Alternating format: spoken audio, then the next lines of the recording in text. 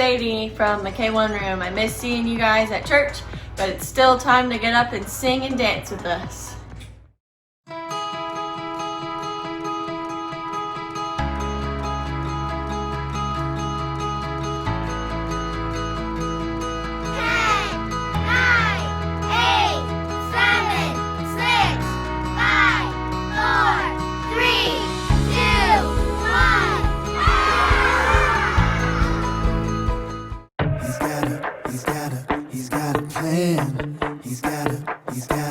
Yes, he do. He's got a plan for me. He's got a plan for me. He's got a really, really, really awesome plan for me. He's got a plan for me. He's got a plan for me. He's got a really, really, really awesome plan for me. That's what I know.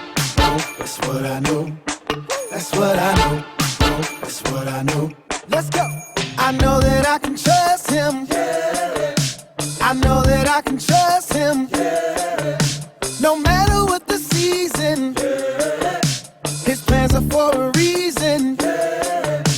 I know they are good, I know they are best. The reason I know is because he said he's got a plan for me. He's got a plan for me. He's got a really, really, really awesome plan for me. He's got a plan for me. He's got a plan for me. He's got a really, really, really awesome plan for me. That's what I know. Oh, that's what I know. That's what I know, oh, that's what I know. And when I'm feeling so sad, hey, when I am afraid, God will never leave me. No, no, no, His love will never change. I know they are good, I know they are best. The reason I know is because He said He's got a plan for me.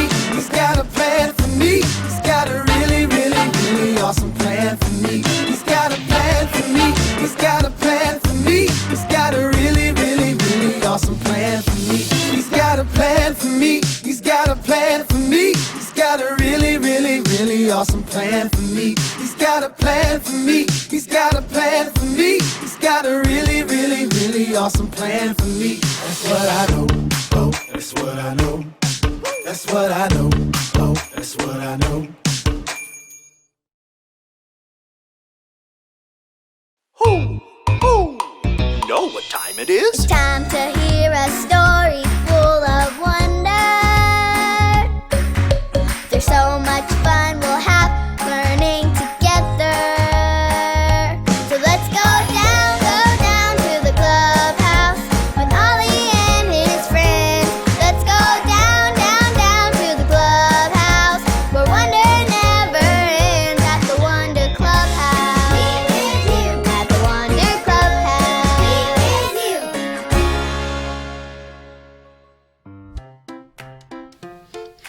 Yep, I have strawberries for Kai and gummy worms for Lucy.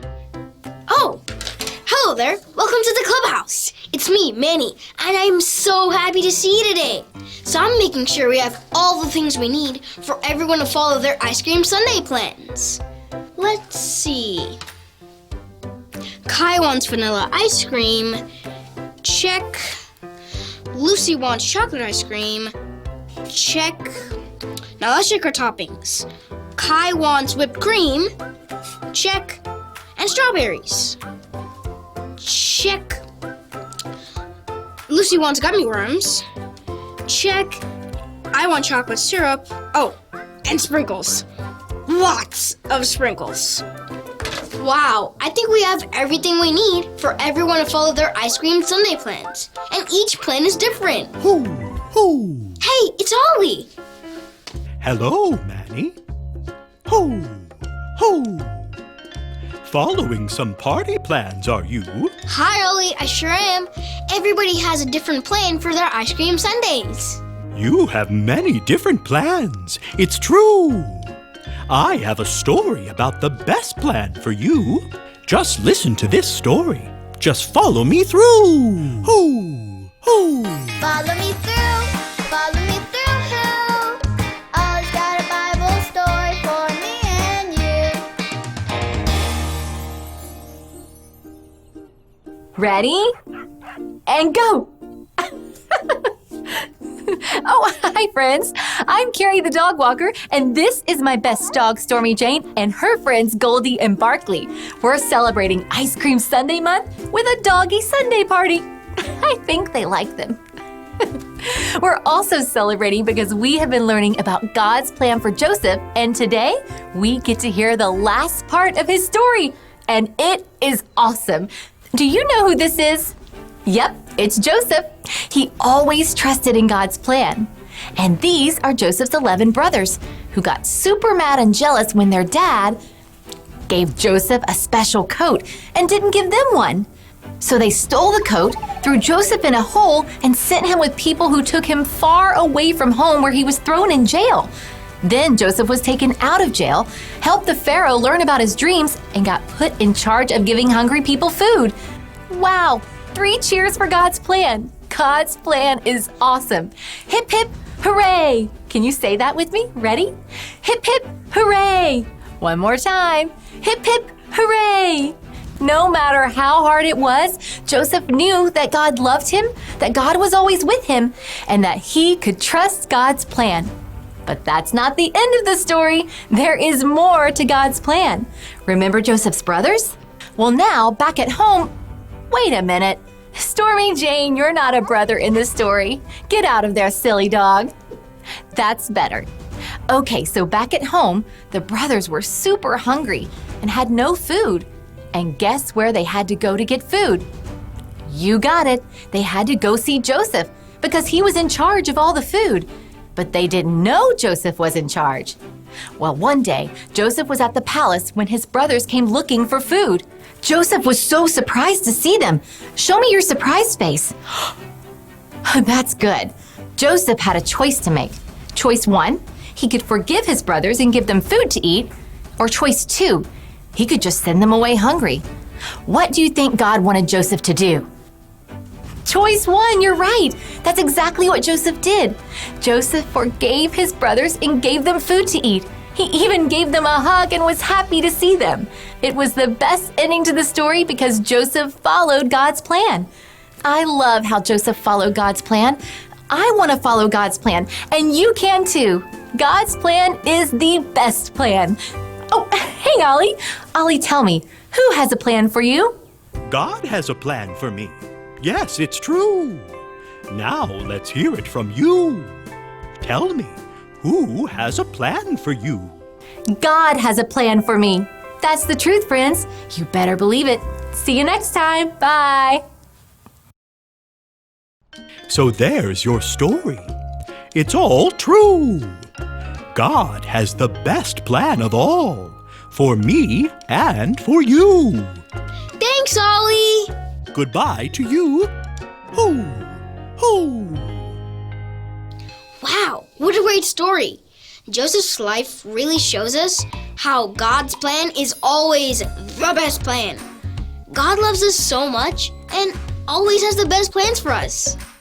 I think I got the story. Did you get it? If you did, say got it. Get it? Got it! Good! God's plan is always the best plan. But we have some great plans for our ice cream sundae party too. I can't wait for the party to start. I'll see you guys next time. Bye!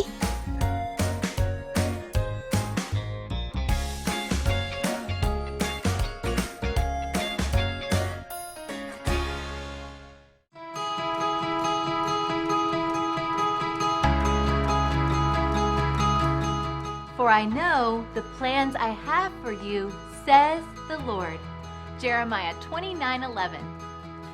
For I know the plans I have for you, says the Lord. Jeremiah 29:11.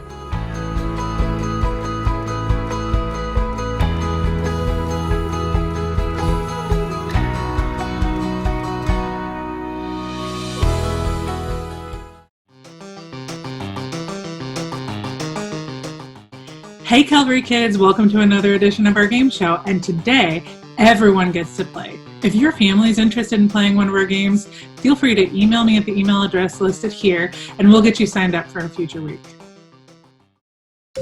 Welcome to the grazing game. a contest where you try to guess which plant-eating animal will finish their food the fastest. Ready to play? Our first two competitors are some of the largest grazers you'll find on land. They are Rachel Rhino and Ellie Elephant. Who do you think will win? Okay, grazers, get ready. Get set. Go!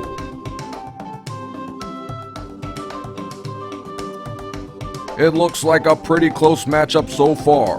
Ellie the elephant is using the traditional elephant technique, using her trunk to lift up the grass to her mouth.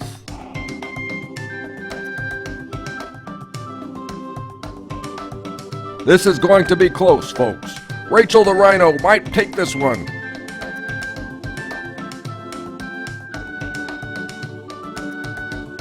But oh, it's Ellie the elephant with the win just by a few blades of grass. The winner is Ellie the elephant.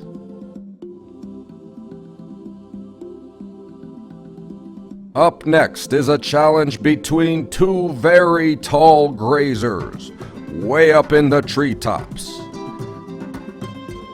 Who do you think will win?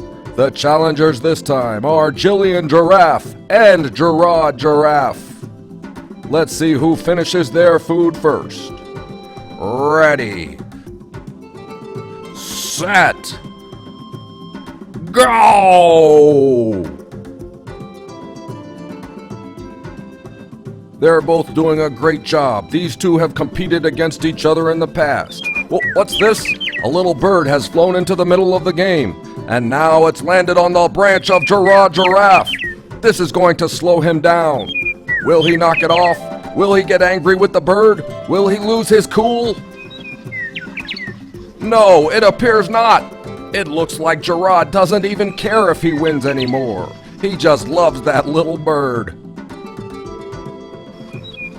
And Jessie Giraffe finishes grazing first. But the winner is everyone. It turns out that when you love your neighbor, everyone is a winner.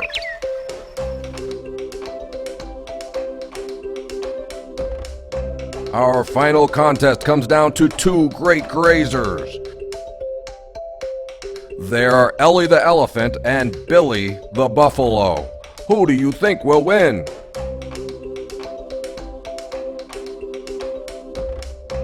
Grazers, are you ready? Get set. Go! And they're off. Ellie once again using her traditional technique.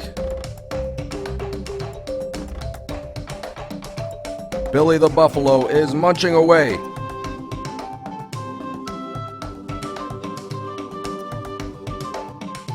Like our other contests, this one is going to come down to the last moment.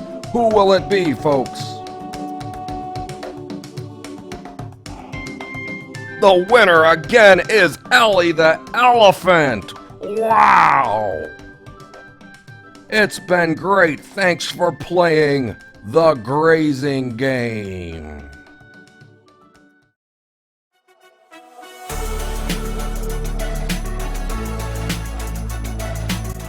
Happy birthday to you. Happy birthday to you. Happy birthday, happy birthday. Happy birthday to you.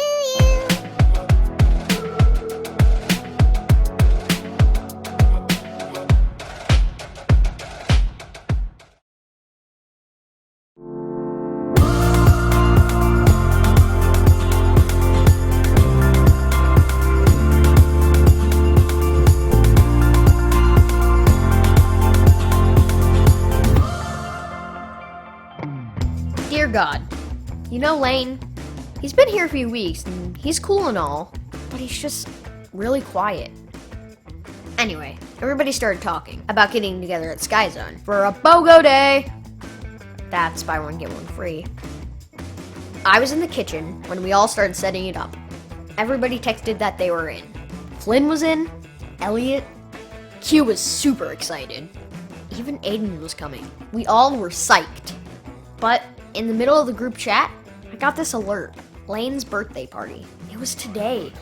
I don't know if his mom didn't know how to let anybody know, or if something went wrong, but nobody was gonna be there. God, there was something that just wasn't right. Lane hadn't really made many friends yet. I mean, we had talked, but I've never been over to his house or anything. So I asked my friends if we could change plans. At first, they weren't sure. But after a few texts, everybody was in. We realized we could do Sky Zone anytime.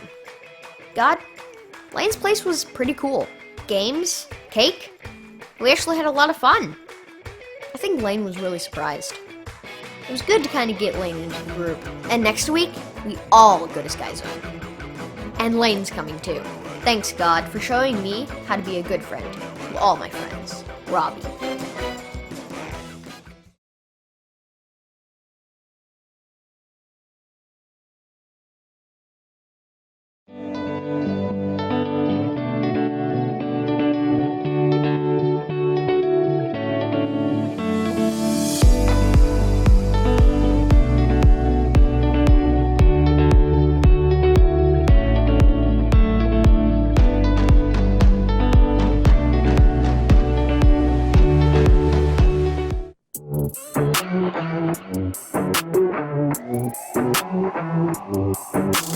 Jesus, you have been so faithful. Jesus, you have been so true. I will be forever thankful, 'cause I never had a friend like you. Help me to be who you've been to me, to everyone I see. Let us love one another with a love like no other yet. That's the way you love us, God.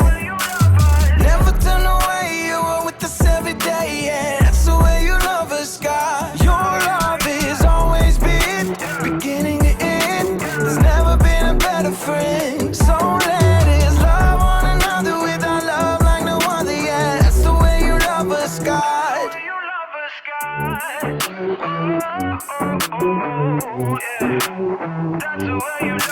You're with me in the darkest valley. You're with me on the mountaintop. I'm thankful that you never leave me, and that your love will never stop. Help me to be who you've been to me, to everyone I see. Let us love one another with a love like no other yet. That's the way you love us, God. Never turn away, you are with us every day, yeah. That's the way you love us, God. Your love has always been beginning to end. There's never been a better friend. So let us love one another with our love like no other, yeah. That's the way you love us, God. I wanna thank you for being a friend who's always by my side. I wanna thank you for the way you love me all my life. I wanna thank you for being a friend who's always by my side. I wanna thank you for the way you love me all my life. Love one another with a love like no other, yeah. That's the way you love us, God. Never turn away, you are with us every day, yeah. That's the way you love us, God. Your love has always been beginning to end. There's never been a better friend. So let us love one another with our love like no other, yeah. That's the way you love us, God.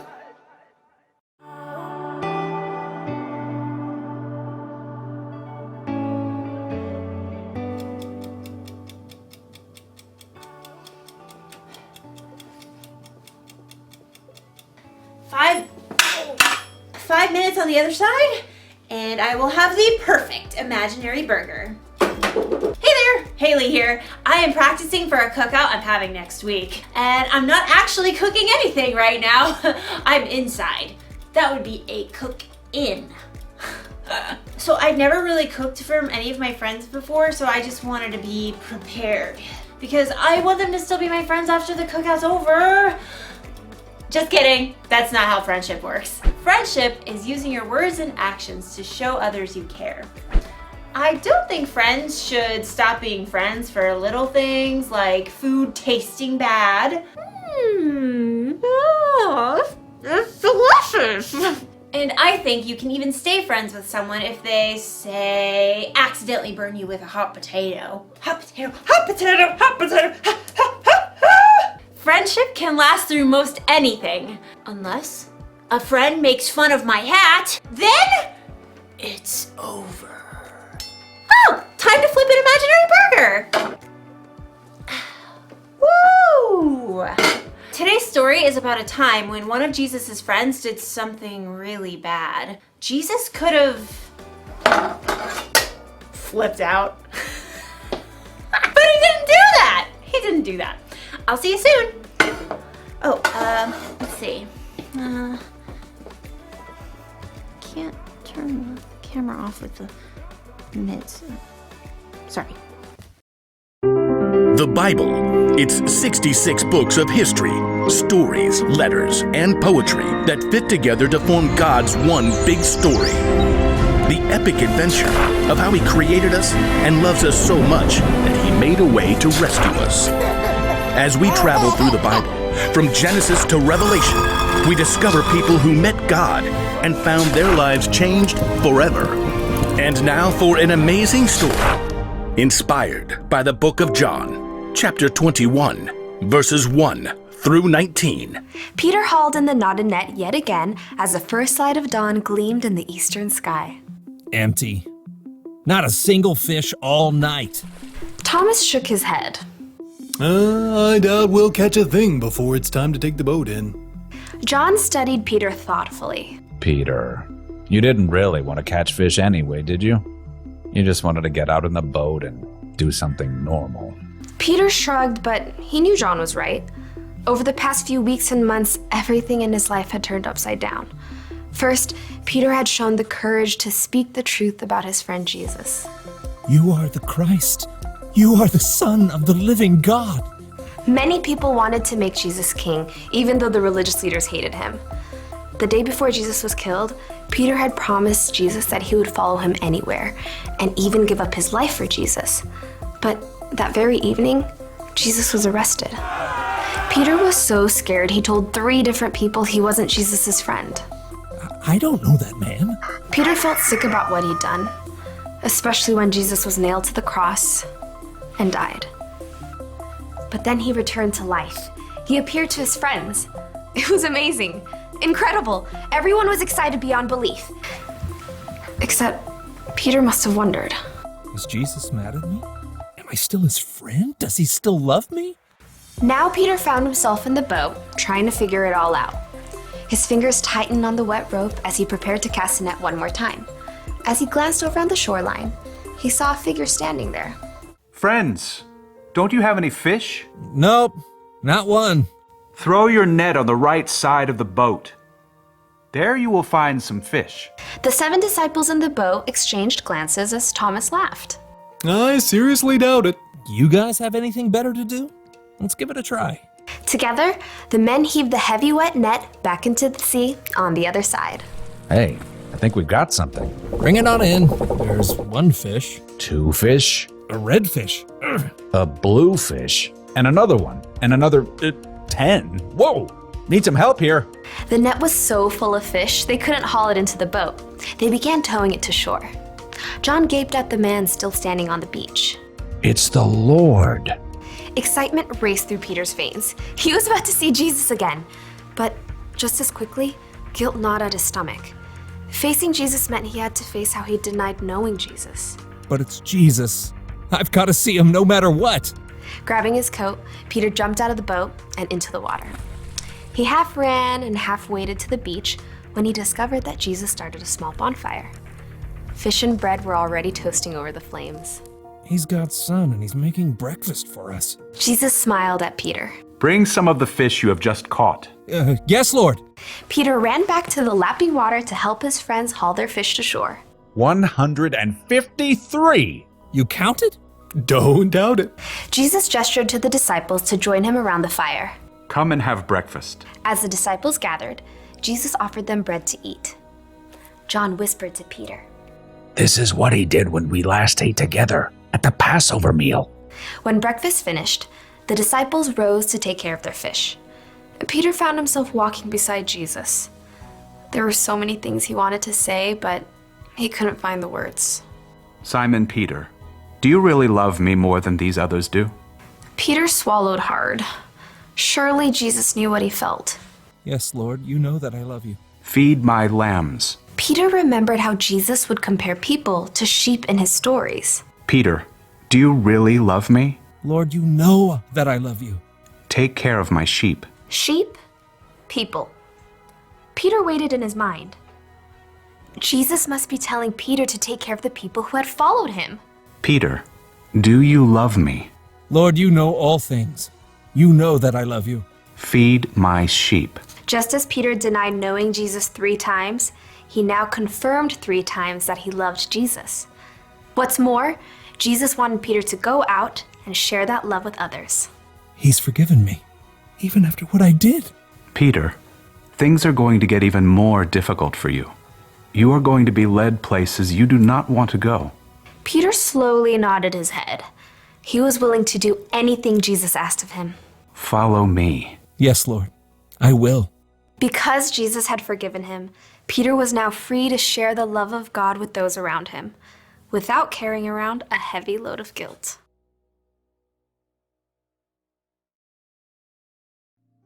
Okay, so picture this. You have a best friend. You do everything together. You eat together. You play games together. You tell each other everything. And then, when your life gets really hard and you need your friend there the most, your friend pretends she doesn't even know you. That's not cool, friend. Wouldn't that make you so mad?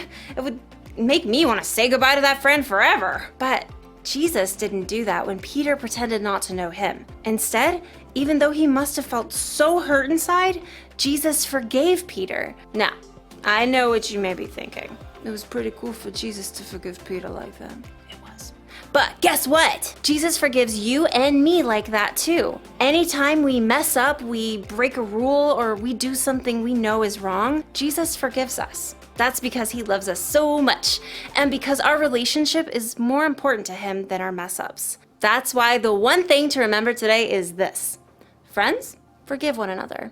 Jesus forgives us, so we should forgive others. Our friendships should be more important than our mess ups.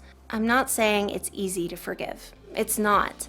You're going to need God's help, but get this. When you choose to forgive, it can help you feel better inside. It can help your friend feel better inside, and it'll make your cookouts way more enjoyable. Speaking of, this imaginary corn is almost done roasting. Oh, look at that. Oh, what? Oh, this is gonna taste so good when they're real. Goodbye, everybody. Oh, again with the mitts.